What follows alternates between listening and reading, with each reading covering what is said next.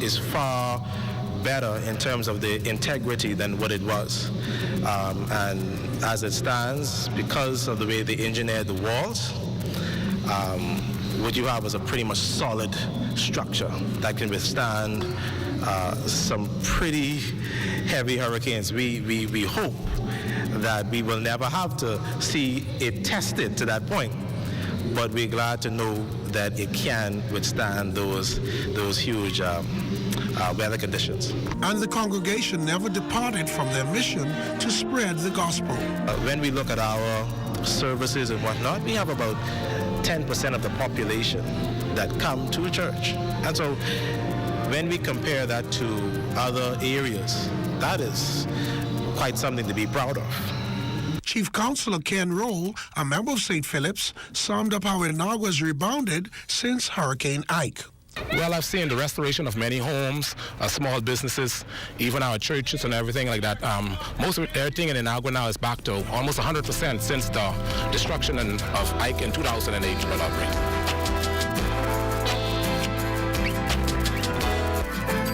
And overall, Island Life was most impressed that the people of Inagua jealously guard their heritage, realizing that what they have, most Bahamians yearn for: peace, tranquility, and relative prosperity. Join Island Life next time for another look into the people, places, and things that make island living in the Bahamas special.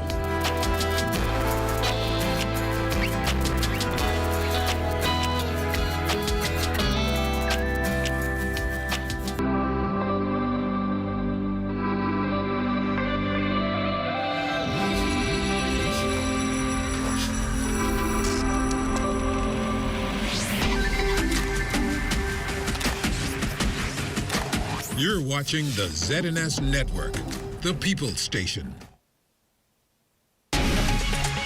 Coming up in the news, the Deputy Prime Minister giving some good news on relief assistance to residents of East Grand Bahama who are rebuilding post-Hurricane Dorian.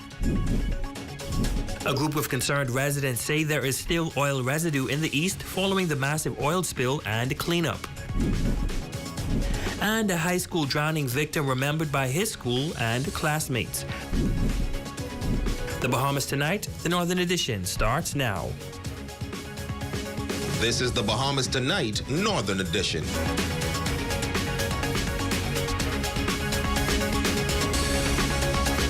Good evening and welcome to the Bahamas Tonight, the Northern Edition. I'm Ramiko Knowles. Thank you so much for tuning in. Topping the news 3 years after Hurricane Dorian, the community of East Grand Bahama continues to struggle to rebuild. As a glimmer of hope, the Deputy Prime Minister made several announcements to residents, which includes assistance in restoring their homes, businesses, and community. Jelena Thompson reports. This was something that we had committed to do. And I believe it was this. Deputy Prime Minister and delegates holding a community meeting at Emmanuel Baptist Church, where he explained to the residents of East End the government's highest commitment in providing necessary resources to rebuild the settlement, restoring police service in McLeanstown, along with the announcement of the Disaster Reconstruction Authority launching a new homeowners assistance program. Cooper says that the residents of East End will get direct supplies they need without going through the old voucher system. He shares more plans to come. We've been in communication with the National Insurance Board, which has agreed to operate locally here 2 days per week as soon as suitable office space is provided. Post office in McLeanstown has been refurbished, and discussions on its reopening in the short term is happening right now. Another important aspect of government that has been missing is school. And I know that right now, children from K3 to grade 9 are being transported by bus to Freeport. And if they come from Sweetings Key, then they have to add a boat ride as well. And we believe that 3 years after Dorian, this is unacceptable. The district superintendent and the technical team have identified adequate accommodations at the St. Cleveland Baptist Church in Freetown to host K3 to grade 1. The accommodation is ready and can facilitate up to 30 students. Cooper adds that the High Rock Primary School facility is in need of repairs and that it will take place over the next few weeks. We're also coordinating with BTC for the return of landline services to communities in the short term. We're also looking to restore internet to Freetown through our government Wi-Fi initiative. We're in talks to have the navigational boating lights repositioned at McLeanstown. And in the short term, we're sourcing partnerships with local churches to enhance programs for youth, which is critically important. He expressed that the time for talking is over and the government agency has arranged a task force to ensure that the Davis administration lives up to their promise. He details their long-term plan for the next 18 to 24 months. The construction of additional seawalls, construction of a new administration complex, construction of new schools to house all ages, construction of a reverse osmosis plant and further expansion of potable water, the reconstruction of landing docks at Sweetings Key and North Water Key, the reconstruction of seawalls and the expansion of the McLeanstown dock. So I wanted today to say to you that we are aware of the specific needs. For the Bahamas Tonight, the Northern Edition, I'm Jolanda Thompson. Thanks, Yolanda. Also in news from the East, local businessmen and environmentalists bringing to light a major concern that they want addressed.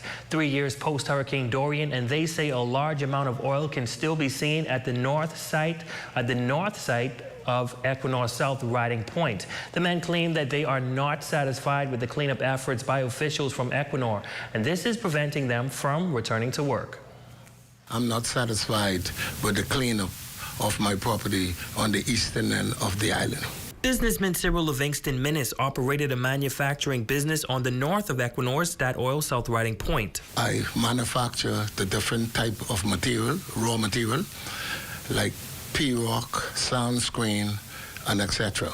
Business was thriving, according to Minnis. That is until 2019, when Hurricane Dorian caused a massive oil spill at the oil storage facility. The spillage destroyed acres of forestry in the area. It also brought a screeching halt to Minnis' manufacturing operation.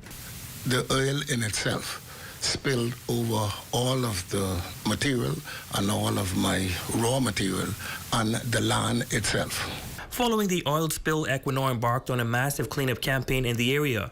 And even though he received a letter from the Department of Environmental Health Services stating that remediation works carried out at the site has been deemed satisfactory, Minnis claims that there is still a large amount of oil on his property.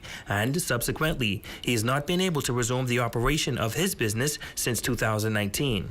I am totally disappointed that when I got a letter to tell me that I was able to resume business, and I told him it was difficult for me to resume my business when you could see all of the oil.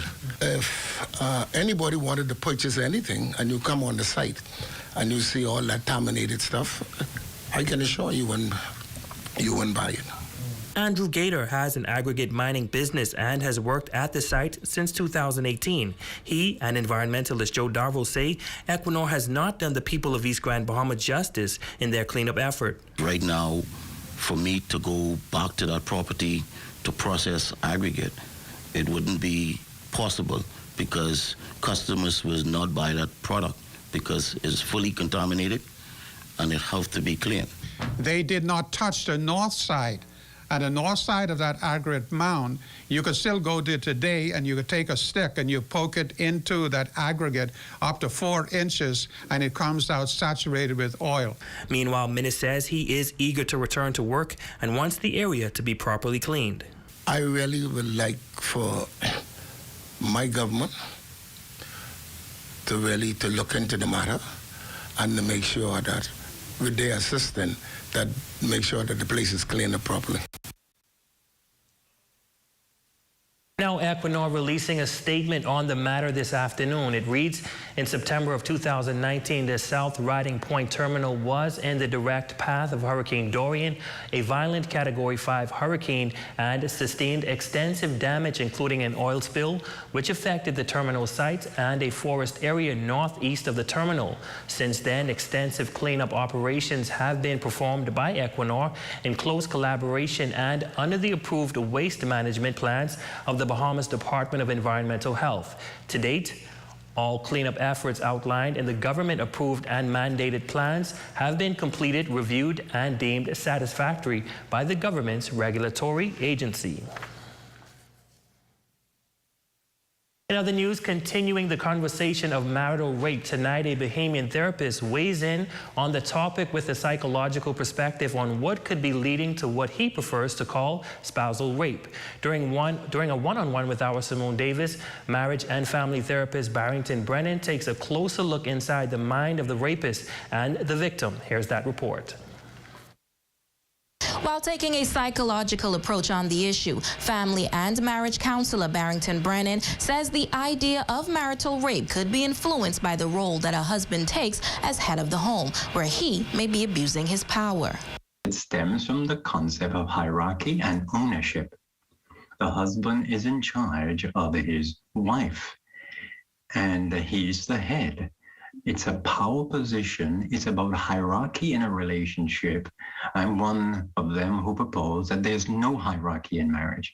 Now, I'm not saying that all men who believe they're heads will rape their wives. No. I'm just saying where that comes from. When it comes to the victims, who are mainly the wives, Brennan says they are often taught that once a man becomes your husband, he can do as he pleases, even if it's sexual abuse. And oftentimes they are embarrassed to share when they've been raped. Women were schooled from a child that what they would be experiencing is not rape. Even if it's painful, even if blood flows from between their legs or they get bruised, that's not rape. That's your husband. Okay, so there are lots of things that need to happen. Unlearning those thoughts and habits, those traditional, those norms that you were taught. And while many men have stated that they believe their wives should engage in sexual intimacy on demand, whether she wants to or not, Brennan says that thought comes from much deeper psychological issues. I would like to encourage every man to examine his belief system regarding his role in a romantic relationship. If your behavior is about power, then you increase the risk of you being abusing someone. The marriage and family therapist says if the government decides to amend the legislation to include marital rape under the Sexual Offense and Domestic Violence Act, he would support it. I am greatly in support of the Spousal Rape Act, or the law to make sure that husbands who rape their wives can be charged. In a later newscast, we will speak to several local attorneys who weigh in with a legal perspective on marital rape. For the Bahamas Tonight, the Northern Edition, I'm Simone Davis. Thanks, Simone. Well, officers from the Ocean Key Police Station receiving information that a wooden vessel was seen on Crew Beach, Ocean Key, Bimini, around 10 o'clock last night. Uniformed officers were dispatched to investigate. Upon arrival, officers were met by the head security at Ocean Key, who pointed out 4 adult males, 1 adult female, and 1 infant, all Cuban nationals. They were medically checked and found to be in good health. Subsequently, they were arrested, taken into police custody, and handed over to the Bahamas Immigration for processing and further investigations. In more news from the crime beat, 3 males arrested for possession of dangerous drugs and possession of an unlicensed firearm and ammunition over on the island of Abaco. According to reports, shortly after 12 p.m. today, officers from the Marsh Harbor Police Station, while conducting a routine mobile patrol in Marsh Harbor, observed 3 males standing in the front of an apartment complex. Now, upon seeing the marked police vehicle, police say the males quickly walked away. Police report reports indicate that the officers approached the males and informed them of their suspicion. A search was conducted of the surrounding area and a nearby boat engine that was seen in the yard where a plastic bag containing a quantity of suspected marijuana was found. Police say a search was also conducted of the front room inside the apartment where a quantity of suspected marijuana was found inside a bicycle pump. Reports say another search was conducted of the northern bedroom and a total of $1,580 in cash was found suspected to be proceeds of crime.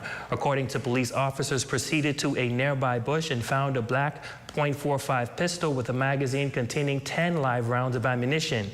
As a result, all three males were arrested and taken into police custody. Investigations are continuing.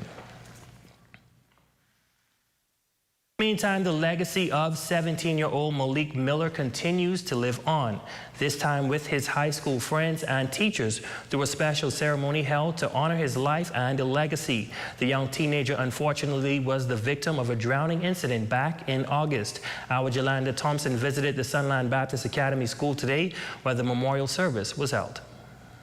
Sunland Baptist Academy held a heartwarming service for the 17-year-old that lost his life to a traumatic drowning. The school body sending out a strong message to the Miller family that he will never be forgotten. The school displayed love, affection, and appreciation for the youngster, which they demonstrated through songs of worship and words of encouragement. They are expressing now that Malik is no longer around. The atmosphere at Sunland Baptist Academy will now be different. CEO of Sunland Baptist Academy, Bishop Godfrey Williams, Principal Devonna Knowles, and friends sharing these sorrowful words of how they're now picking up the pieces and trying to move on. And just getting the news on August Monday was heart-wrenching, and you were hoping that good news would still come. And then when finally found out, of Malik's passing, we're left with how do we go on from here. Grand Bahama has gone through so much, and now this school has went through a lot. This year of grief and everything else. We were not supposed to even be where we are today, and here comes this death. But it's something glorious is about to happen, and is happening in the life of this institution. And it does not matter what the enemy tried to do, even taking away that child. The resilience of the teachers, the staff, the principal, and the CEOs, as well as the children, we're going to bounce back positively. I remember him being the peacemaker in the class. Whenever they came to literature and he didn't have a book, he'd say, "Miss Fowler, I left my book, but can I borrow yours?" And he was that type of student. I remember in grade 10, when we was on the basketball court, he was playing for Pete. I was like, I was confident in guiding him because he was good in basketball, so I just wanted to guide him and talk on that. So he used to shoot my eye out every time. From now on, in everything I do in life, I'll always honor Malik's name. Long live Malik Miller till the day I start walking on this earth.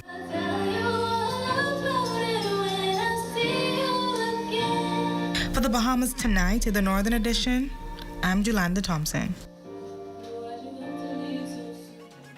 Rest in peace. When we come back, hear the story of a Rotarian who lost it all during Dorian but still gave back to the community in a major way.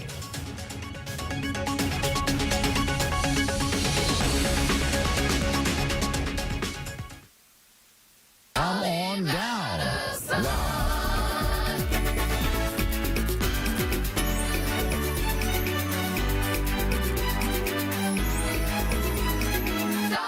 Come on down now. Journey to a serene oasis.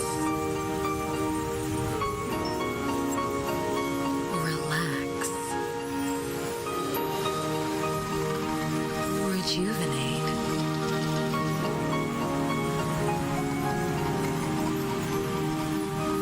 Renew. Welcome to Renew Day Spa. For appointments, call 352-RENU.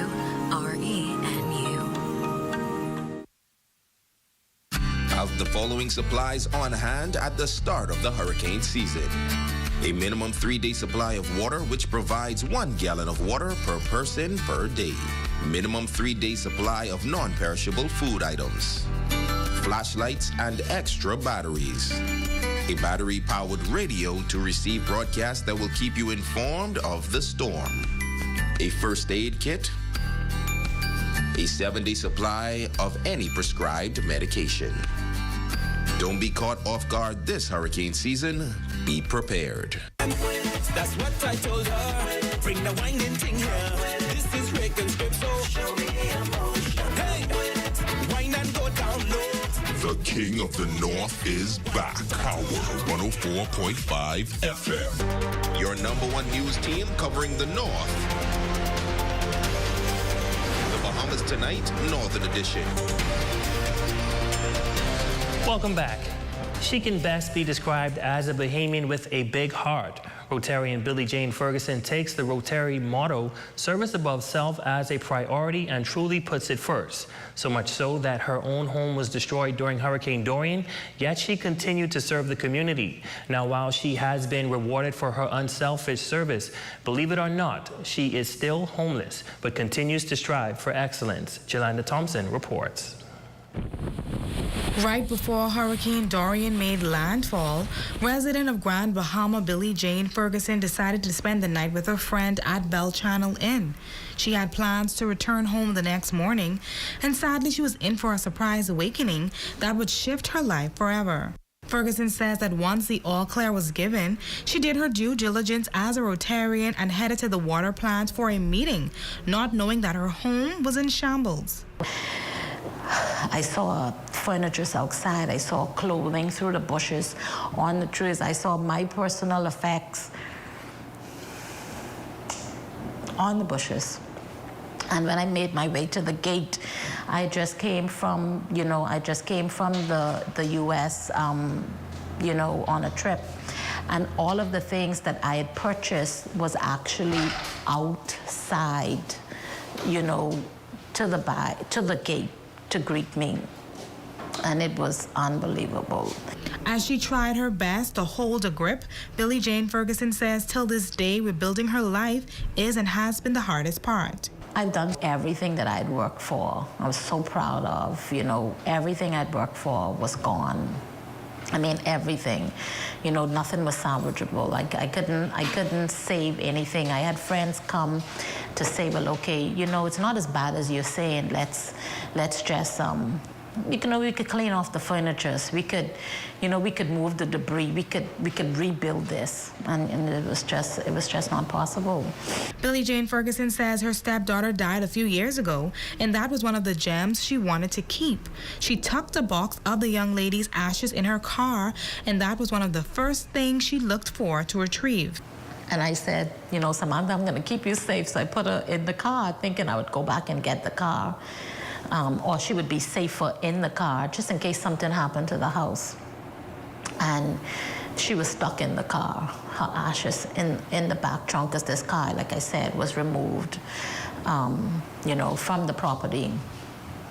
And my friend, he said to me, not to worry, I'll get her. Well, that young man kept his promise, and now she has the remains of her stepdaughter close by her side.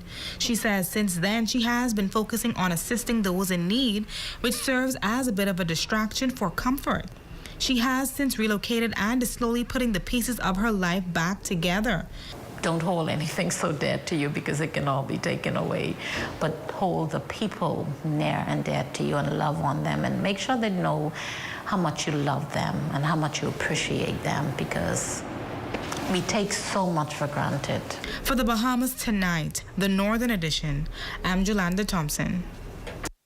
Well, meantime, a special benefit concert taking place on Grand Bahama for Dorian survivors. Our Jay Philippe was there. Hurricane Dorian Memorial Concert Series for Grand Bahama took place at the New Life Worship Center. A number of government officials was in attendance, including the nation's leader, the Honorable Philip Brave Davis. A number of gospel artists and groups, such as the Cooling Waters, the IMAS Choir,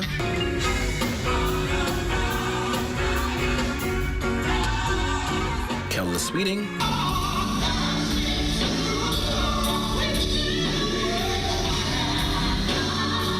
and the Church of God of Prophecy praise team, just to name a few. Seated in the front row of the church, along with other cabinet ministers, was the Prime Minister of the Bahamas, the Honorable Philip Brave Davis. Although grief can be so lonely, it is important to know that you are not alone. Your fellow Bahamians throughout our islands are with you. As we sing and pray during this time of remembrance, Grand Bahamians and Abaconians are front and center of our thoughts. The Minister for Grand Bahama, the Honorable Ginger Moxie, also uplifting those in attendance. I assure you then, and I assure you now, that we are in this together, and we will never forget. As the Minister for Grand Bahama, I would like to encourage the resilient people of Grand Bahama to remain hopeful and to keep the faith. Joining in also was the Minister of Social Services and Urban Development, the Honorable Obadiah Wilchcombe. Tonight we here in Grand Bahama must stop and think, not only about Dorian, Francis, Jane, Wilma, Matthew, all the hurricanes since 2004, the devastation, the damages, and the deaths. And so we've come to be one, a family in love and unity, one Bahamas, one people. The gospel concert continued into the night where local artists and other groups performed through music. Nonetheless, the church was filled with supporters, leaving just standing room for those that made their way to New Life Worship Center. Local music artist and pastor of the church, Simeon Ouden, was also among the artists performing. Reporting for the Bahamas Tonight Northern Edition, I'm Jay Philippe.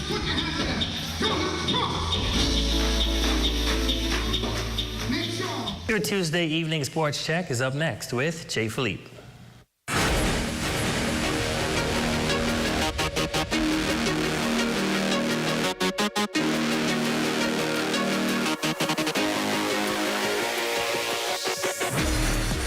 Good evening, I'm Jay Philippe, and welcome to Sports on a Tuesday. We have some updates for you in sports, beginning with tennis. Shane Stubbs has this report.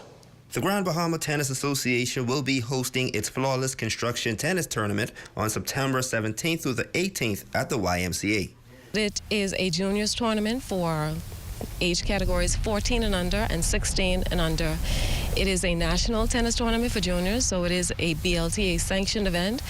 So we're inviting as many juniors as possible. The tournament is expected to feature players from around the country, and the president shares what she expects. Looking forward personally to seeing displayed at all times good sportsmanship, as well as a draw size of about 30 to 40 players. Thanks so much to Mr. Gape and his company Flawless Construction for their commitment to the nation's youth through the sport of tennis. The deadline for players to register is September 14th.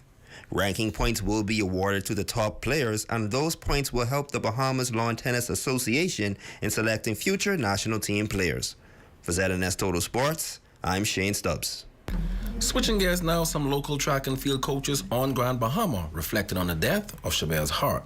The former Olympian was shot and killed in Abaco on the weekend. He was such a vital part of the B3A's family in terms of the sprint nation. In Grand Bahama, he was one of the fastest, if not the fastest 100-meter sprinter we ever had come out of Grand Bahama and Abaco. Let me put that Northern Bahamas in there, from the Northern Bahamas. And the talent that he exuberated was far. I really wish he didn't retire early, but he had other plans and goals that he wanted to aspire to do. Chavez was a special individual. He's affectionately known as Sparky, but he brought that spark. He was always a joyful person. He always seemed to change the environment where he was, and he was such an impactful person. He left Grand Bahama and went back to Abaco to work with the community he grew up with, because he's a Abaco native, and he went back immediately to create impact. He was working with basketball players, track and field athletes, and he started even a fitness program. His goal was to give back to the people from his community, so if he could create another version of himself. It was really shocking. It was neutral, but I didn't expect it done. Knowing the type of person Chavez is, I still ain't over that right now.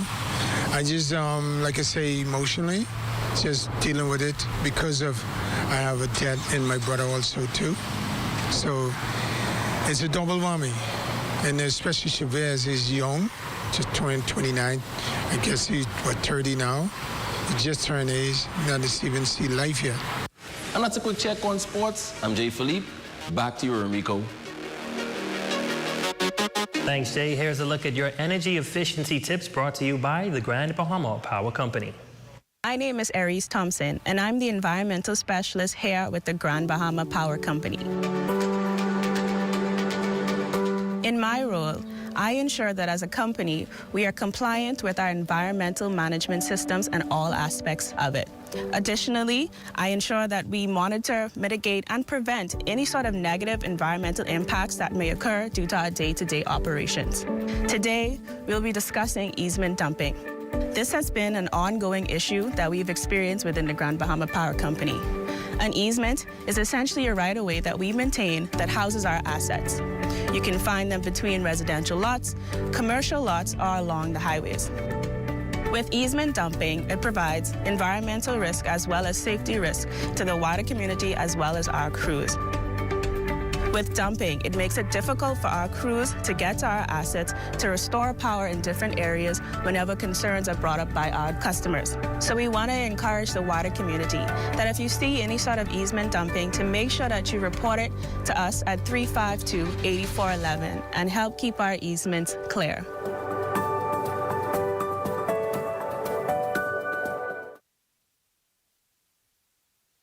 Your #1 news team covering the North.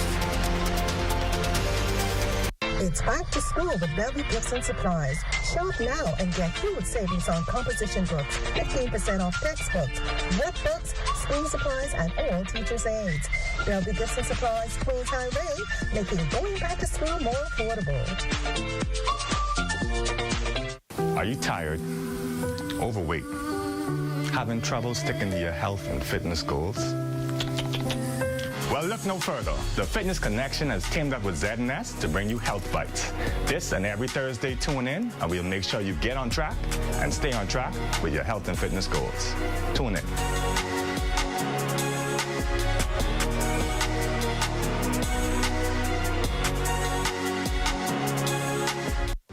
Your #1 news team covering the North. The Bahamas Tonight, Northern Edition. Simeon Robinson, you are our Facebook friend of the day, and of course we say thank you so much for your support.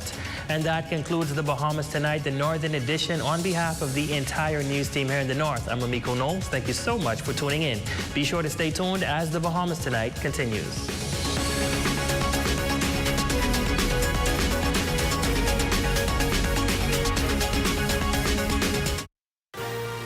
Coming up in the Bahamas Tonight, the national report of fatal shark attack. A homeowner shot and killed. New migrant trends emerge. And Government League basketball playoffs underway. The Bahamas Tonight, the national report starts now. This portion of the news is brought to you by BTC Super Fast Internet for Less. Best rate, no debate. Sign up today. Good evening, everyone. I'm Akush Lapinder. Welcome to the Bahamas Tonight, the national report. Thanks so much for joining us.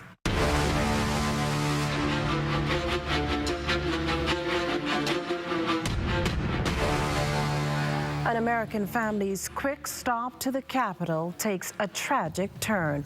Our Desmond Saunders is live on Montague Beach, where police officials shared the details with reporters. Good evening, Desmond. Well, pleasant good evening, Makusla, and a pleasant good evening, Bahamas. Makusla, I can tell you an interesting afternoon here in the capital and an interesting turn of events here on Montague. A snorkeling adventure in paradise turns deadly for a U.S. family. We are investigating a shark attack on a female. A snorkeling adventure in paradise ends deadly for a visiting U.S. family this afternoon. An American cruise ship visitor is dead after being attacked by a bull shark in waters on Green Key, a mile northwest of Rose Island. Police Press Liaison Officer Chief Superintendent Sergeant Skipping says the victim, believed to be in her late 50s, was part of a family from Pennsylvania who on board a cruise ship who booked a diving trip with a local tour company. The family was reportedly snorkeling in waters, and that area is known for visitors to snorkel. It is further reported that family members observed a bull shark attacking the female. Family members, along with operators from the boating company, was able to rescue the female, brought her on board the tour company boat, and brought her here to the Montague ramp, which is the closest docking facility. EMS personnel rushed to the scene. The victim's lifeless body placed into a body bag and loaded into a waiting hearse to be taken to the morgue. Now, we can tell you that police and the Ministry of Tourism have reached out to the family. I'm told that more specifically about five to seven persons who are part of that family who were at Green Key snorkeling at that time. Over the upper extremities, she was bitten too. Now, Makosla, what I can tell you is much of the activity that took place here early this afternoon has diminished. This incident has certainly attracted a number of onlookers. Investigators on that island, including a team from the U.S. Coast Guard, Green Key is closed, and a family mourning this tragic ordeal. Well, thanks, Desmond. Certainly a very sad moment there for that family as well as police officials who are investigating this incident. Any idea what those injuries were? Well, Makosla, I can tell you, and as you heard, as Sergeant Skiplings told me early this afternoon, the victim's upper body was bitten and attacked. And Makosla, as you're aware, the Ministry of Tourism closely monitoring these shark attacks. As a reporter, I can remember covering at least several shark attack incidents in 2019. And tourism officials have continuously put in place a number of protocols and a number of standards for this vital industry. Now, you know the number of shark attacks that you've personally covered. Shark attacks are not an everyday occurrence. I think we'd agree on that. Any idea of what we're up against this year alone? Well, I certainly did not check some of the statistics for this year, but I had an opportunity to speak to a tourism official. They are, like I said, closely monitoring this incident. Way back in 2019, there were several shark attacks. I could remember a shark attack in Abaco, a U.S. visitor in one of the family islands. So this is a very tragic ordeal. Tourism officials monitoring this, and this incident, this latest incident here this afternoon, certainly garnering a whole lot of attention. Well, again, that's our Desmond Saunders standing live at Montague, where the scene of a fatal shark attack involving a female visitor to the Bahamas. Equally chilling is the story of a Gambia Village homeowner who early this morning was on the receiving end of a fatal bullet. Police tell us the victim was at his Douglas Road Gambia Village home when he was alerted that someone was trying to break in. Now, the man reportedly went outside to check. In the process, he was shot multiple times about the body. The incident prompting police to reissue the appeal for anyone with information that could help with solving this latest killing to call the Criminal Investigation Department, and that's at 502-9991 or 2, or Crime Stoppers at 328-TIPS. Still on crime news this evening, police meantime are questioning 7 men and a woman allegedly caught with a high-powered assault weapon, a handgun, ammunition, ski mask, gloves, and a large quantity of cash. One of the suspects, a Jamaican national. The others all believed to be Bahamian residents. Our reports are that officers attached to Operation Ceasefire were patrolling the Southwestern Division when they noticed a heavily tinted Honda Accord. Police pursued the vehicle. When it stopped, 3 men known to police exited and fled the scene. The other 5 occupants were arrested on the scene. A short time later, though, police, acting on a tip, ship, arrested the 3 men that managed to escape. Officers then executed a search warrant at the suspect's home, where they found and confiscated over $20,000 in cash, believed to be the proceeds of crime. From the courts, convicted murderer Kofi Goodman didn't get the results he was counting on from the London-based Privy Council this week. Goodman was hoping the High Court would grant him leave to appeal his sentence and conviction for the 2011 murder of 11-year-old Marco Archer. But the panel found that his proposed appeal had no prospect of success and refused to grant him permission to appeal. Young Archer was found dead 5 days after he failed to return home after leaving home to buy candy. Goodman initially faced the death penalty in his first trial back in 2013, but in 2016, the Court of Appeal overturned his conviction and sentence after finding that pre-trial publicity, the behavior of Goodman's attorney, who was found guilty of contempt of court, and a fight between jurors affected the fairness of his trial. However, during his retrial in 2017, Goodman was again convicted and sentenced a year later to 55 years behind bars for Archer's murder. However, his sentence was reduced by the 7 years he spent on remand awaiting trial.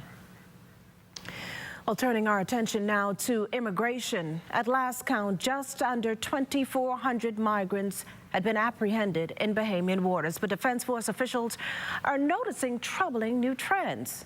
According to RBDF Commodore Dr. Raymond King, migrants have found a way to possibly evade Cuban Border Patrol and the U.S. Coast Guard by, as he puts it, moving high on the Bahama Bank. Add to that the fact that some apprehensions are far more confrontational. Surprisingly, the Haitian migrant arrests, they've gone pretty well, pretty passive. Unable to say the same for the Dominican poachers. Those attempted boardings have become even more hostile.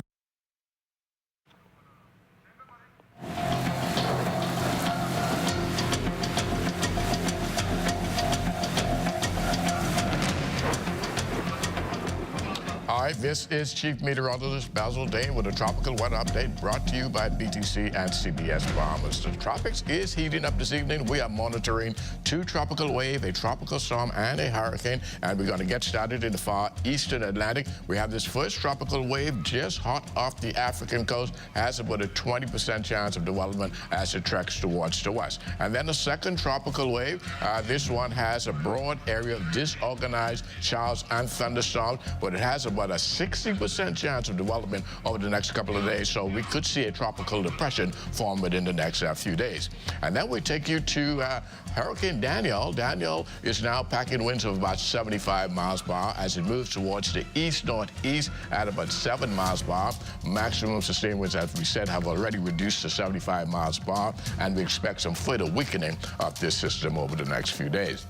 Satellite pictures are showing the well-defined circulation still in place, but as we said, that will continue to weaken over the next couple of days. Now we take you to Earl. Earl is now pulling away from the northern Leeward Islands. It's about 570 miles south of Bermuda. It's trekking towards the north at about 6 miles per hour, and we expect some further intensification of this system. Could become a hurricane by tomorrow afternoon, and perhaps even a major hurricane as it passes Bermuda by the end of this week. Satellite pictures are showing Earl with that trailing trough that continues to remain across the northern Leeward Islands. So despite the fact that Earl has moved away, that trough will continue to dump heavy showers around Puerto Rico, the British and U.S. Virgin Islands over the next several days. That has been a tropical weather update brought to you by BTC and CBS Bahamas.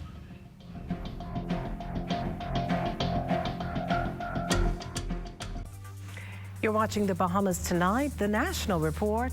Stay with us. This portion of the news was brought to you by Sun Oil Limited Shell, fueling journeys that matter.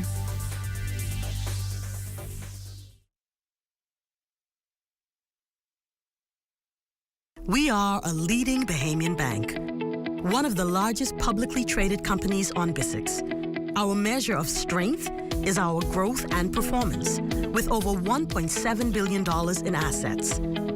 We remain committed to to serving the interests of our shareholders, staff, clients, and communities. The confidence to lead, the performance to remain. We are Commonwealth Bank, leader in personal banking services. We need to save.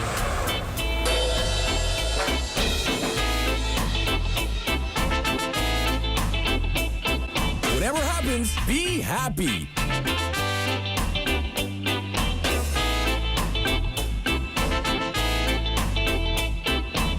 On Crazy Tuesdays, enjoy 10 pieces of crispy fried chicken thighs, legs, and whole wings for only $20. Only on Tuesdays and only at KFC Nassau.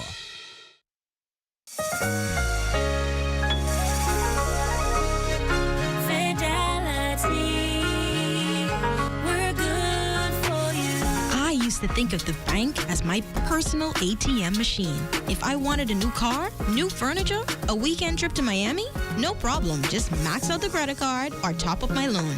I was a big baller until I realized that 75% of my salary was going to pay back all those loans. Fidelity's personal financial coaching was the best solution. Fidelity gave me a plan with a debt consolidation loan that has a built-in savings that pays 5% interest. I now only have one low monthly payment plus money in my pocket. Give Fidelity Bank a call at 356-7764 in Nassau or 352-6676 in Freeport. Visit any of Fidelity's locations or visit a website at fidelitygroup.com.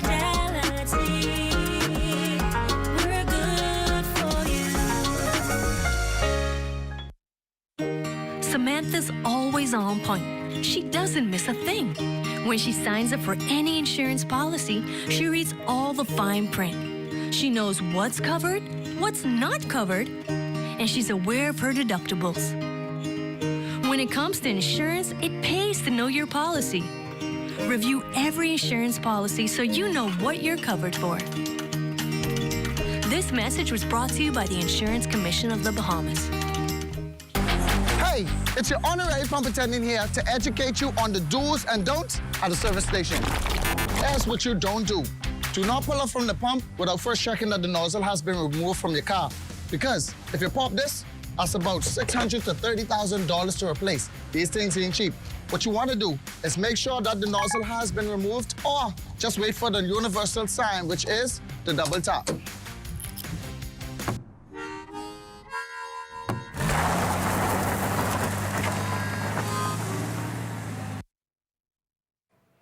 It's a mission to address what's been described as a housing crisis on Abaco, one that 3 years after Hurricane Dorian still has some families occupying domes, while some residents have yet to return to the island. Cleopatra Murphy has the details on the government's plans to get homes up and return a sense of normalcy to the island. Government hopes to have at least 300 homes constructed on Abaco within the next year. It is an effort to tackle the severe housing shortage on that island following Hurricane Dorian's widespread damage and destruction 3 years ago. Minister of Housing, the Honorable Jobeth Colby-Davis, is hoping to see construction begin on at least 50 of those homes by the end of the year. Right now, we are doing about 30 homes. The first PPP that we had engaged, they already started the first 10 of the homes. We were able to issue assignment letters for 2 of those 10, and we're getting ready to start the other 18 lots. I think they have 18 lots on one side and then another few lots elsewhere. So that's in the Central Pines area. Another subdivision is targeted for Spring City, where the minister says infrastructural work has begun and 21 lots have been surveyed. We'll be seeking to start construction on that as soon as the infrastructure is done. And then, of course, we have the, I think it's Pine Tree project that I announced during my budget contribution, that we're reviewing the land mass of that area to see what's still available for us to begin seeking to do some homes there. And that's a large plot of land. That's my assessment. I think that was over 1,000 acres. So how much of that is available for us to use? We're hoping to start that like how we're doing with Renaissance, about 200 in the first phase. As for the cost, due to the public-private partnership, Colby-Davis says the housing projects are financed by the contractor. For its part, Government is seeking to ensure homes are affordable. The purchasers are mortgaged by Mortgage Corp or whichever financial institute they choose, and that's how they make their payment. We just try to make sure that it is within the realms of, I would say, between 140, 120 to a little over 170. So we try to keep it in a good price per home. While she says it is unfortunate the time it has taken to rebuild the island, the minister says her team is working hard to get new homes built to ensure families have a safe place to live. For the Bahamas Tonight, I'm Cleopatra Murphy. Well, as you just heard, the government's moving to speed up Abaco's post-Dorian recovery. This in the face of the Prime Minister agreeing with Abaco residents that the process has not been fast enough. I can say that since taking office, we have accelerated our plans. We have set up a homeowners assistance relief program to help them immediately. As you will know, for at least 2.5 years, there was nothing done. But we have been giving people homes. We have built homes. We gave at least two homes while we were there. Other homes are now being constructed, and we have now stepped up the pace to ensure that the challenges of housing in Abaco is answered. And while the island's economy is rebounding, Prime Minister Davis equally accepts that the inability to find workers is a threat to that. And at the root of this problem, Abaco's lack of housing. The Disaster Reconstruction Authority's new Homeowners Assistance and Relief Program has allocated $2 million to help repair homes damaged by Hurricane Dorian. But Davis says funds will also come from the Department of Social Services and the Ministry of Housing. I will not be pleased until I can find homes to put over the head of most of those persons who don't have homes. I will not be pleased until I'm sure that normalcy has been returned to the lives of those people in Abaco. And that's still a challenge. And part of the challenge is not just the physical environment, but also the mental state of the residents. I will not be pleased until I'm satisfied that we have a response to all of that.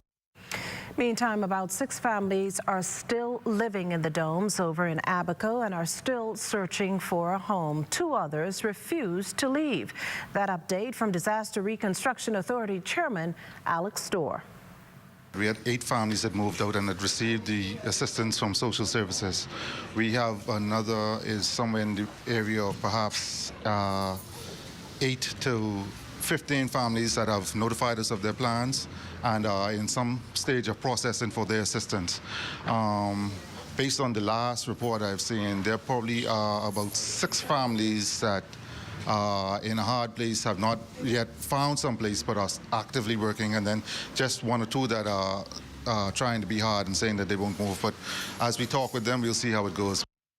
Storr says it's not the government's intent to put the remaining families in any financial hardship, but rather do whatever's necessary to assist. We are willing to work with the families. I know there's the $4,000 offered by social services, but we are working with families that may need something greater than that in terms of repairs to their existing homes so that they can move back or anything else. And so we are not trying to be hard, but we have to be fair, and the time has come. Ministry of Housing is waiting on the land to start the next phase of their housing project, and so we can't let this impede progress. In other news this evening, Transport Minister, the Honourable JoBeth Colby Davis, says she cannot make the decision on her own to grant an increase in taxi fares, as she has to be guided by Cabinet. Her response to the Bahamas Taxi Cab Union's request for a 30% fare hike that Union President Wesley Ferguson says the union wants to offset inflation and the high cost of fuel. Now, the union president recently threatened strike action, adding that he would advise taxi drivers to hike their fees without government approval. I've been speaking with them. Of course, everyone understands that we're in an inflation situation and we have to be cautious. And so I think there's a lot of discussion happening right now so that we can balance it. We do want to assist persons because we do know that a lot of them were out of work during the lockdowns. And so our biggest and our greatest concern is how we can get families back to work and get more income coming into the home. That's definitely a concern of ours and what we're working hard towards. But we also have to balance it because we just opened back up to tourists. And so to ensure that our tourism product is still being effective, we can't hike so many prices at once. Colby Davis also addressed the union president's claims that the market has become oversaturated with taxi plates after the government began issuing new ones earlier this year. Now, this considering that for years, drivers called for an end to the moratorium to allow them to drive under their own taxi plates. Ferguson claims with so many plates in circulation, it forced the union to stop paying its older plate holders whose plates the union managed and have become inactive. Actually, many of the plates that were given, I know I spoke to some of you at Loyola Hall when we did the exercise there. That was completely focused on persons that were leasing. And so they're not new drivers on the road. They just have their own plates. We're trying to streamline this product where persons are leasing and then persons are owning and driving, where we can have completely self-employed people in the taxi industry. And so that's what we're working towards. We're looking at the management of the system prior, and the Road Traffic Board is looking at reviewing some of the legislation, and hopefully we can bring some sort of better approach to how that is issued and operated. Telecommunications operators from across the region, including information communication technologies ministers, ICT regulators, and representatives from public and private organizations, are all in the capital attending a week-long Caribbean Telecommunications, or ICT, meetings at the Margaritaville Beach Resort. The initiative providing a forum for the exchange of ideas on how regional governments can respond to and work with global partners and the private sector to close the digital divide while connecting the unconnected through digital platforms and new technologies. The CTU Secretary General is Rodney Taylor. ITU, they have initiatives such as Partner to Connect, where they're inviting support, investment from the private sector, from NGOs, to help push the connectivity agenda. The UN itself, the United Nations, has an agenda as part of its Sustainable Development Goals to connect persons to the internet, because if you're not connected to the internet, you're not connected to sources of information, you're not connected to economic opportunities, you're not connected to educational opportunities as well. So it's very important that we get the whole world connected, and certainly that we get our CARICOM nationals connected at affordable rates and for robust connectivity. Parliamentary Secretary in the Office of the Prime Minister with responsibility for the country's digitization process, Wade Watson, stresses the importance of digitization and connectivity. The issue of connectivity is very important for the Bahamas. The issue of digitization and using ICT to improve the governance and the ease of doing business is also critical. But there's also an issue as it relates to affordability for our citizenry, to ensure that our citizens have access, not only access, but can afford the tools that they need so that they can use information communications technology to advance the country digitally and increase our competitive advantage across the board. Well, it's about that time to remind you of a new element we've introduced to our nightly newscast, the weekly poll question. Just listen in for the question and then log on to our website. That's www.znsbahamas.com, as well as any of our social media platforms to answer. That's all it takes. This week, we're asking, do you think good mental health is as important as maintaining good physical health? The poll's final results will be aired on Friday. Thanks for participating. You're watching The Bahamas Tonight, the National Report. Stay with us. At the Nature Conservancy, we believe in working with fishermen and communities in order to improve the sustainability of queen conch in the Bahamas. The crux of the issue here is that there are not enough mature conch staying in the water to reproduce and produce enough offspring to sustain the fishery into the future. So the project is to visit a number of fishermen in different parts of the Bahamas and show them how to do the research on the queen conch and determine what may be the best proxy indicator of maturity by measuring multiple different parameters. These engagements give fishermen and communities an opportunity to see how scientific research is conducted and be a part of that process. By the end, end, fishermen are asking for more information on how they can further be involved in research. Knowledge is power. You know, a lot of people want power, but they don't want to get the knowledge. I think what you're all doing is real helpful for us to give us knowledge. I learned something from this meeting today. We hope that by conducting these engagements, the Bahamas can be an example of how communities, researchers, and government can come together to work towards sustainable fisheries, not only here in the Bahamas, but around the world.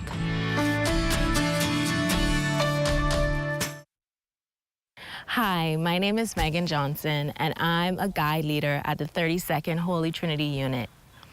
I've been a part of this world movement for more than 20 years, and as a guide leader, Sisters of Guiding and my guide leaders have poured into me the importance of self-development, citizenship, and sisterhood. As a leader now, I get to stand in the footsteps of my 4 sisters and pour into the girls that look up to me, that I have direct influence across. So as a young leader, I encourage girls and women like me to join the movement and be a bridge that connects us to the next generation. Become a member of one of our groups today. Sunflowers, ages 5 and 6 years. Brownies, ages 7 to 10 years. Rangers, ages 14 to 17 years. And Guiders, age 18 and older. For more information, call 322-4342 or 356-5143. This public service announcement was brought to you by the Broadcasting Corporation of the Bahamas. Join up for life insurance. Secure the ones that you love. Join up with Family Guardian. We offer full protection. Join the family. Join the family. Family Guardian. Protect the ones you love. A friend that you can trust. Family Guardian. Good to grow. Keeping you in the know. Keeping you in the know. God, if it's good enough to eat, then it's good to grow. If it's good enough to eat, then it's good to grow. The country paused to remember the lives lost during Hurricane Dorian and to celebrate with those who survived. Survivors turned out to the National Hurricane Dorian Memorial Service in honor of family members and friends lost during the deadly storm. The 4 loved ones that are found and lost from that one house on Bay Street in downtown North Harbor were Astrid Stratton, Connie Snyder, Melvis Vincent, and Emil Raphael. Portions of that house that they sheltered in were found a half-mile inland. Under the theme, May We Always Remember and Never Forget, Prime Minister Philip Davis led a delegation including Minister of Agriculture Clay Sweeting and Parliamentary Secretary Leonardo Lightbourne to Friendship Tabernacle Church for the National Hurricane Dorian Memorial Service, where he spoke candidly to those in attendance. So today, as we remember, we are also mindful of the need to act. And there is still much to do. We need to support you in getting closer for your loss, and at the same time, do far more to help you to rebuild. Sweeting, who was on the ground in Abaco just 3 days after the passage of Hurricane Dorian, recalled the hopelessness that he could feel on that island during that time and said that while the anniversary will always be a somber one, he is happy to see Abaconians bouncing back. I want to be able to share with them to celebrate them, not just as a member of the government, but just as a Bahamian who has a passion for the people. And you could never be put in their position, but you can help share and empathize with them. Lightbourne spoke to the government's commitment to not only remember, but to also rebuild the island devastated by the monster storm. I think it's unexpressible in terms of what we're doing on the ground for the folks here at Abaco. Government now in full force, most of our members of parliament here are to support of our 2 members of parliament, Mr. Parliamentary Secretary John Quinn and Parliamentary Secretary Cornish. We're here on the ground for another 4 days, myself and also Mr. Clay Sweeting. We look forward to full support in terms of bringing some relief, immediate relief to the persons here at Abaco. Keeping you in the know with Good to Grow, I'm Georgie O'Bain. Hello, summer. Escape into summer when you fuel up with Shell. Every time you purchase $20 gas, you're entered to win your share of over $50,000 in cash prizes and fantastic trips, including a staycation at Grand Island Exuma, a shopping spree in Miami, and a 4-day trip to Las Vegas to see John Legend live. To enter, fuel up at Shell with $20. Go to winwithshellbahamas.com and let the fun begin. Say hello summer with Shell today. Conditions apply. Hello summer. Family members, friends, and supporters of the Progressive Liberal Party turning out in large numbers at the party's headquarters this afternoon to memorialize the life and contributions of prominent businessman and PLP trustee Henry Storr. The namesake of Henry Storr's Electric on Mackey Street and Jerome Avenue was 89 years old and set to celebrate his 90th birthday on the very day the Davis administration set to mark its first year in office on September 16th. Prime Minister the Honorable Philip Davis encouraged members of the party to take a chapter out of Storr's book and apply it to advancing the party's cause. How many amongst us today give without thinking about what they're going to get in return? In fact, people are engaged to do, and once what has to be done is accomplished, they still come back and say, well, what there is for me? And as was pointed out, some believe that what they get is not sufficient, and or what they hear others get makes them feel a bit less than the other. That was not the character and the ilk from which, or the cloth from which Henry Storr and persons like my father were cut from.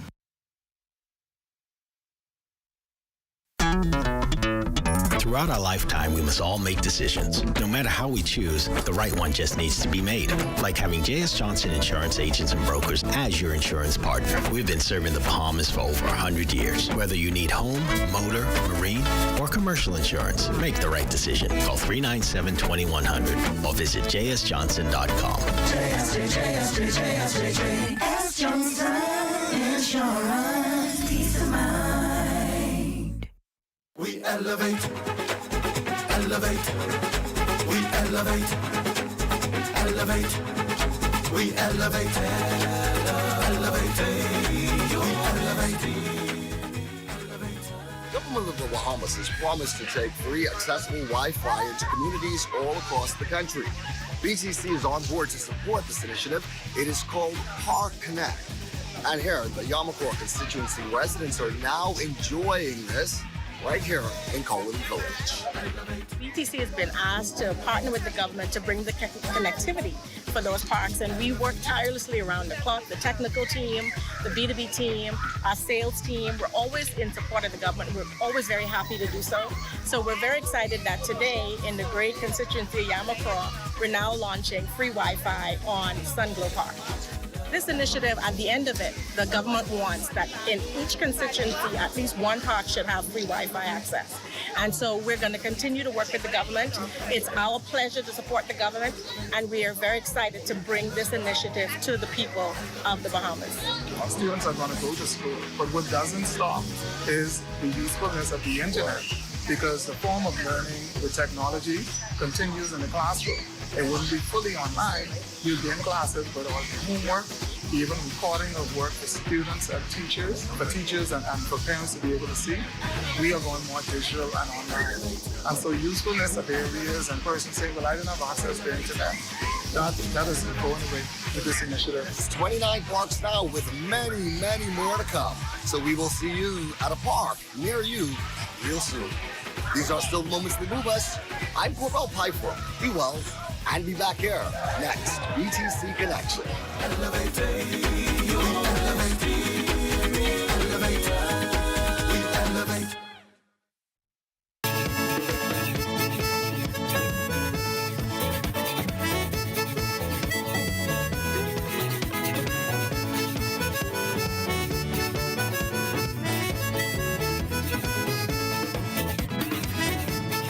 that global mission tourism officials will embark on to attract more tourists here, certainly not all about New Providence.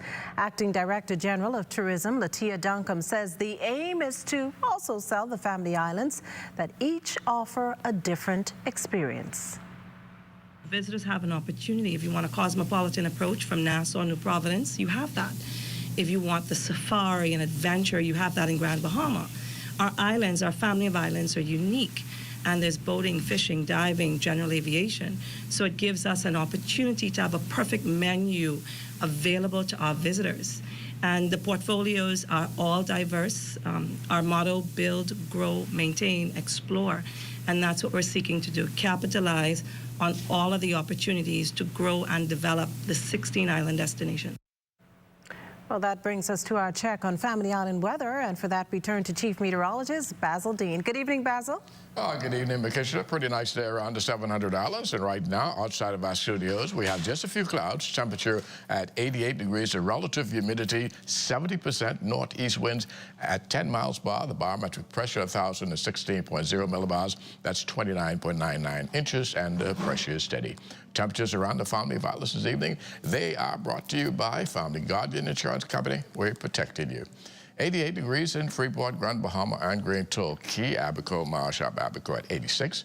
The Berry Islands, 89 degrees, 89 also in Alistown, Bimini, Harbor Island at 88. Roxanne, Lutra, 89, 88 in Black Point, Exuma, and Camp Space at Andros. Fresh Creek in Central Andros at 87 degrees, 89s in Artistown, Cadalum, San Salvador, and Rum Key, Georgetown, Exuma, 87, 86 in Ragged Island, Clarence, Long Island, and Crooked Island, Betsy Bay, Meguana, 88, Acklands, 88, Matthew Tiny, Nago, 86, and the Turks and Caicos Islands at 87 degrees. And your boating forecast tonight is brought to you by Builders Mall, home of FYP, the Tile King, and the Paint Setter. For all areas tonight, right through Thursday, those light and variable winds will continue around the $700 with flat seas 1 to 3 feet over the ocean. Low tide takes place at 11:42 tonight. Another low tide at 11:42 tomorrow morning. That's going to do it for your boating forecast. It's time now for your international temperatures, and they are brought to you by Royal Star Assurance.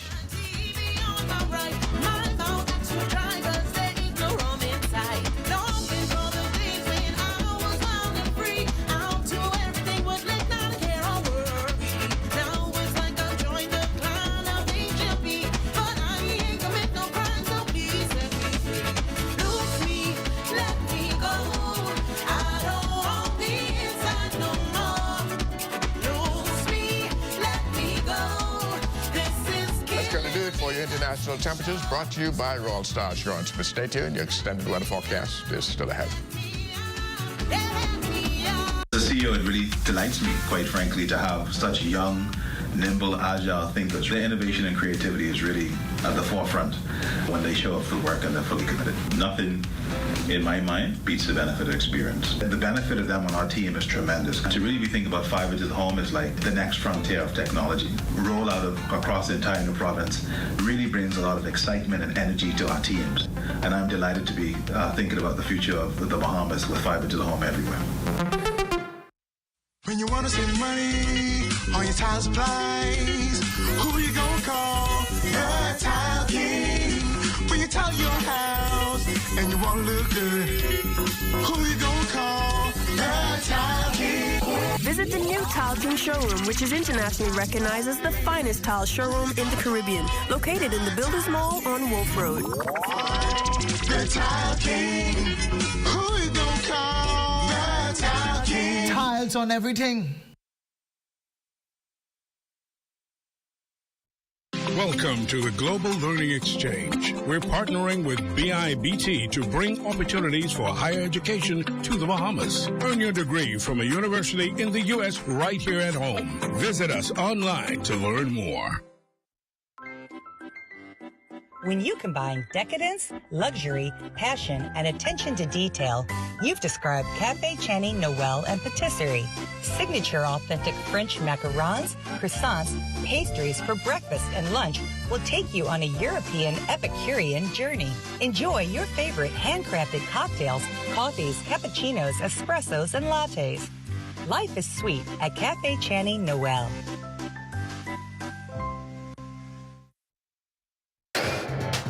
This is ZNS Total Sports. Welcome to your Tuesday Sports, everyone. I'm Amajal Knowles. Topping sports news after an action-packed regular season, the Bahamas Government Departmental Basketball Association playoffs kicking off last night at the Donald Davis Gymnasium. In early game action, it will be the Ministry of Economic Affairs and Baines and Grantstown Cybots as they would take on the Airport Avengers, a 1-8 matchup that would see the Avengers, who finished 4-7, try to upset the Cybots, who finished 9-2 and tied for a 4-way tie for the league's top seed. To the game, the Cybots would show why they were among the best teams in the league, getting out to an early double-digit lead and never looking back. They would coast to an easy game, 1 win, defeating the Avengers 72-54, led by 19 points from Abel Joseph. The playoffs now ramping up. League President James Price says the next few weeks should certainly be exciting. Well, we have an evenly matched league, because if you notice, 4 teams finished with the identical numbers, 1 record, 9-2. We had 4 teams finishing 9-2, so we should have a good playoff. You know, Panthers, Cyborg, and Crime Stoppers, and Rampage, they finished, so it could go anyway. You know, whoever win. He's encouraging fans to come out and support the teams. Last 2 weeks, the fans' base has dropped tremendously. But we opened the playoff, bring them back up. You know, as we move into the playoff, you know, people will come to watch more exciting games. Like I can tell them, come out and see some exciting games. You know, we will be posting. Our Facebook page now is up and running, so we will be posting some of the games on the Facebook page. We might stream some live as they go on. In WMA news, the more things change, the more they stay the same for the Connecticut Sun as they find themselves in the same position they were in last season, down 2-1 to the Chicago Sky and facing elimination. This after losing to the Sky on Sunday 76-72. Jonquel Jones would struggle in the game, only posting 6 points.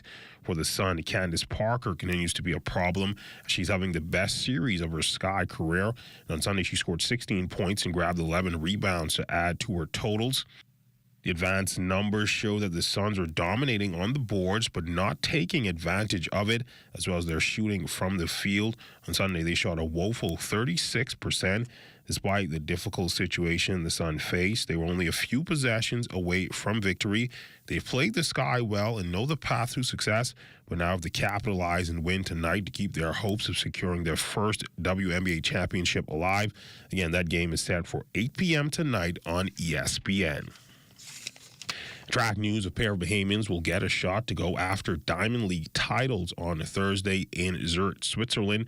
The 2-day Wanda Diamond League final. Qualifying fourth in the women's 100-meter hurdles is Devin Charlton, who finished the qualifying period with 19 points. Charlton has had a sensational year, setting a new national record in the women's 60-meter hurdles in the semifinals of that event at the World Athletics Indoor Championships in Belgrade, Serbia, then matching that time in the final for the silver medal, and also setting the national record twice in the women's 100-meter hurdles, climaxed by her blazing 12.46 run at the World Athletics Outdoor Championships at Hayward Field in Eugene, Oregon. The other Bahamian who will go after a Diamond League title on Thursday will be Tanya Gaither in the women's 200 meters. Gaither qualified 7th in women's 200 meters, finishing with 10 points in the collection of Diamond League regular season meetings. She had 2 fourth-place finishes, but certainly will compete against a stacked field, as Gaither will line up next to world champion Sharika Jackson of Jamaica, the second fastest woman ever over that distance, as well as Americans Gabrielle Thomas, Jenna Prandini, and Tamara Clark, and hometown favorite Mujinga Kambunji of Switzerland. Gaither has also had a splendid season as she ran her 3 fastest times in the women's 200 meters this year and came close to a personal best in the 100 meters. That's been a look at sports on this Tuesday. A check on weather when we return. This is ZNS Total Sports.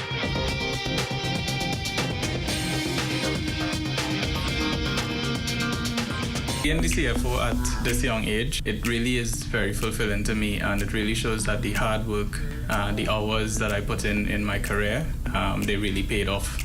Having such young persons in such a key role really shows that the board of directors have a lot of trust in the leadership of the young people. Being committed to excellence means that you put all of your effort into whatever it is you're doing to get the best benefit out of that task or anything you're doing in life.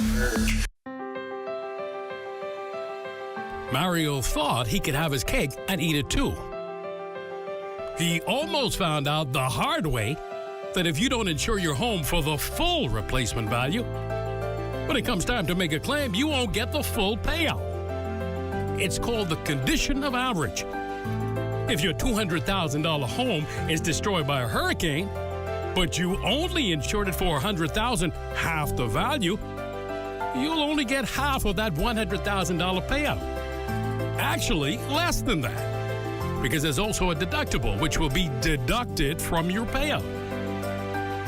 Check your home insurance policy for the condition of average clause and ask your insurance agent or broker how condition of average would affect you.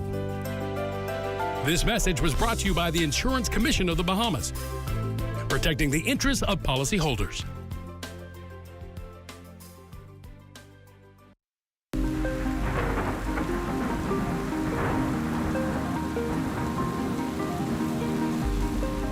Hey guys, it's that time of year again, the Atlantic hurricane season. Are you ready? Here's another ZNS hurricane readiness tip to help you prepare. Where should you start getting things on the outside of your home prepared for a storm? Here's some good advice from Antonio Miller about just where to begin. I think one of the first things you should do to secure your yard while a hurricane is approaching is to take a 5-10 minutes and walk around your property and make sure that, for the most part, anything that you can lift, you have anchored down or move out of the way. That's one of the first steps. Now that you know how to start your preparations, here are some important things you need to remember to do, because a lot of people leave them until the last moment or forget them completely. One of the things most people forget to do or do very late is secure their vehicles. And you may be like, how do I secure my vehicles? Well, you want to make sure that you are parked in an area that, if, for example, it is prone for flooding, you want to move the vehicle out of that area that's prone for flooding. Also, pets, you want to make sure that if you have outdoor pets, if you have dogs that are inside dog houses or tied, you want to make sure that during the storm, you really want them inside, or, secure a space for them inside. Another thing a lot of people forget to do until it's the very, very last minute, I think, is always, securing the windows. I think that's one of the last things we see to do when it's imminent danger, securing the windows of a home. This has been another ZNS Hurricane Readiness Tip to prepare you for the storm.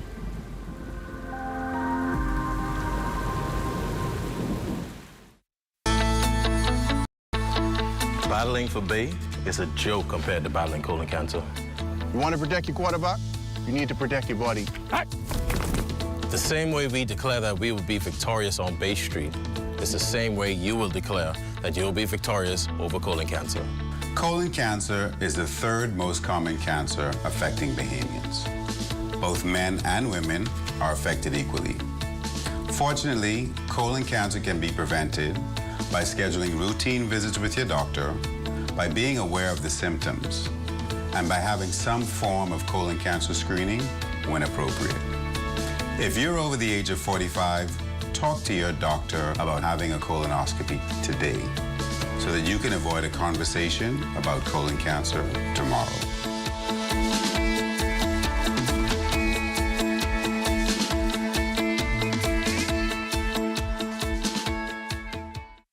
Colon cancer is the third most common cancer affecting Bahamians. Your risk of developing colon cancer is increased if you have a personal history of colorectal cancer or colon polyps, a family history of colon cancer, or inflammatory bowel diseases such as ulcerative colitis. Other factors that can increase your risk of developing colon cancer are low-fiber, high-fat diets, a sedentary lifestyle, obesity, smoking, and alcohol. You can take steps to reduce your risk of colon cancer by making specific lifestyle changes. Eat a variety of fruits, vegetables, and whole grains. These foods contain fiber, minerals, vitamins, and antioxidants, which may play a role in cancer prevention. Drink alcohol in moderation or not at all. Do not smoke. Exercise with the goal of getting in at least 30 minutes each day. If you've been inactive, start slowly and gradually build up to 30 minutes. Also, talk to your doctor before starting any exercise program. Maintain a healthy weight. If you're at a healthy weight, maintain it by combining a well-balanced diet with daily exercise. If you need to lose weight, ask your doctor about healthy ways to achieve your goal. Colon cancer screening can also help to prevent colon cancer or lead to its early detection when treatment is most effective. If you're 45 years or older, speak to your doctor about having a colonoscopy or some form of colon cancer screening that may be appropriate for you. I'm Dr. Eugene Marcus Cooper. Pay attention to your health. Get the facts and discuss colon cancer with your physician today. This message is brought to you by the Ministry of Health in partnership with the Public Hospitals Authority.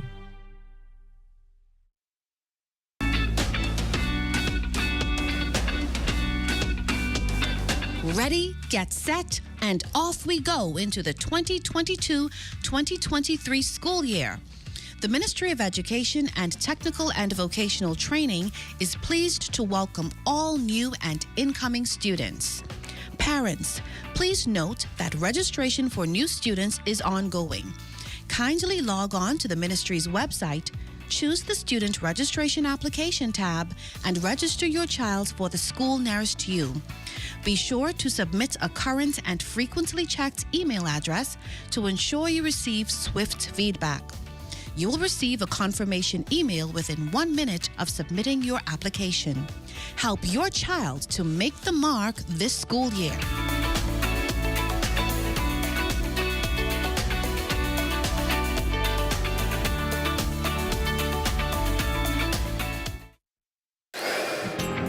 Time now for weather.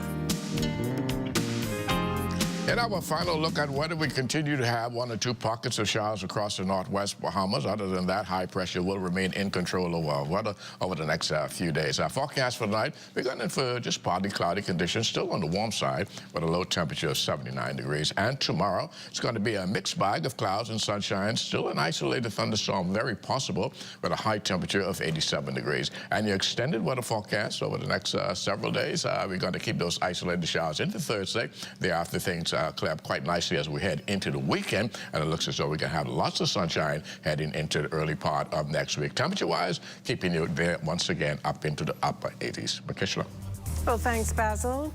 What happens when the genre of pop meets rake and scrape? Well, the concert of a lifetime. The Bahama Resort just days ago acting as the venue for the performance that has everyone talking. Our news team caught up with one of the performers. Here's that story from our Amajal Knowles. Like Bruno Mars's 2016 hit song suggests, it was a jaw-dropping performance, nothing short of 24K. It's just magic. That magic playing out at Balmar's Privilege Pool over the weekend, a Sunday evening soiree bringing together 2 musical powerhouses. That's the international stylings of Grammy Award-winning pop sensations Bruno Mars and Anderson .Paak meeting for the first time local rake and scrape phenoms, the Rhythm Band. Finally, we got an opportunity to showcase our music with 2 mega superstars globally. And when they came on the stage and played with us in the genre of rake and scrape, no other genre, Bahamian music, it was breathtaking. It was like a glorified experience for us. This moment for the band coming just weeks after receiving the call of a lifetime. Their joint rhythmic pop-infused showcase on Sunday taking social media viewers by storm, hit after hit, becoming more and more enthralling, producing this viral moment when a showcase turned into a showdown. There was a drum battle, right, between Anderson .Paak and my drummer Kingsley Wilkinson. And then Bruno he was conducting everything, right? And then he pointed to me and him for me and him to do a drum battle. And I let him go on. I did something, and then they said I can bring it on home. And that's when I went down to the floor and they just started doing the spinning. And after that, he said, you know what, I give up, man, you're cheating. That passion and energy of rake and scrape continuing even after stage lights dimmed. Their response was, you guys are some bad beep. I can't say the word. It's a feeling band officials hope will translate into the beginning of a new global era in rake and scrape. The saw and the goatskin drum, the indigenous instruments of the Bahamas, was displayed on the stage with two of the greatest pop artists of this era. And we was able to demonstrate that, we was able to display that. And listen, when it comes to rake and scrape and the culture of the Bahamas, it's a feeling. We wanted to express who we are as a people, and we did it. Clips of the performance on social media have been shared over 1,000 times. For The Bahamas Tonight, I'm Amajal Knowles. Thanks, Amo. Certainly an awesome story there. And before we go, we want to wish happy birthday to our Jeroen Saunders. Hopefully you enjoyed your day, albeit here at work. That does it for The Bahamas Tonight. Thank you for continuing to make ZNS your first choice for news and information. Only the sun covers the Bahamas better than ZNS. From all of us here at ZNS, thank you for watching and good night.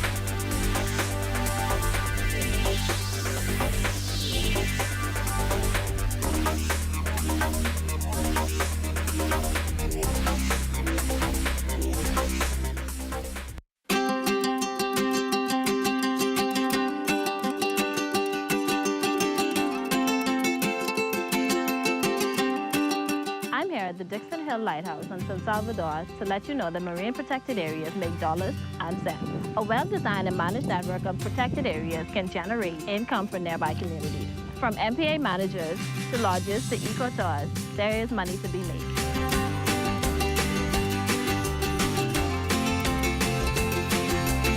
Healthy marine ecosystems help to protect our islands from climate change and other impacts that we cannot control. Healthy coral reefs help to break down fake waves, and mangroves absorb storm surge and help to protect our coastline.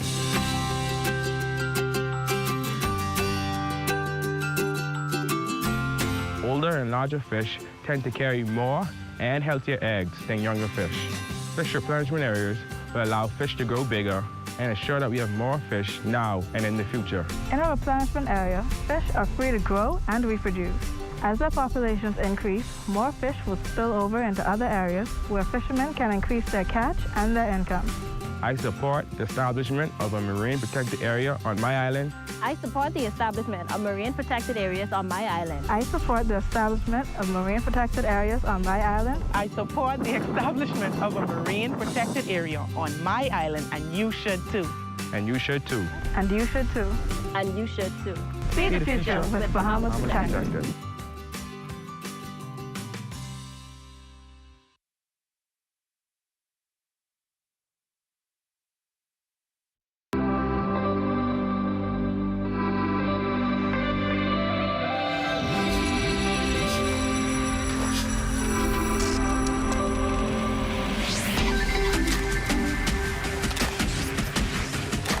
You're watching the ZNS Network, the People's Station.